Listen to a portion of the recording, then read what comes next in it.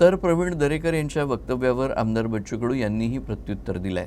आम्ही एका मतदारसंघापुरते असलो तरी आमची गरज पडतेच. देवेंद्र फडणवीस आम्हाला फोन करतात हे त्यातलं महत्त्वाचं असल्याचं कडू म्हणाले. लोकसभेसाठी आम्ही कुठलाही दावा केला नाही, मात्र युतीत मान सन्मान पाहिजे असंही कडू म्हणाले. मी खासदार आम्ही खासदार या अभियानाबाबतही कडू यांनी माहिती दिली. आमची गरज पडतं, देवेंद्रजींना फोन करावं लागतं, हे त्याच्यातलं महत्त्व आहे. हे प्रवीणजीला माहीत नाही, ते माझे मित्र आहे जवळचे.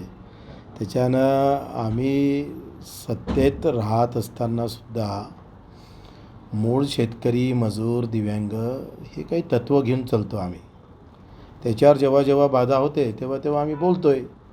ते काही कडू लागत असेल तर तेवढं पचवून घ्यायची ताकद सगळ्यांना ठेवली पाहिजे. 300 ते 400पर्यंत आम्ही उमेदवार उभे करण्याची तयारी दाखवली आहे.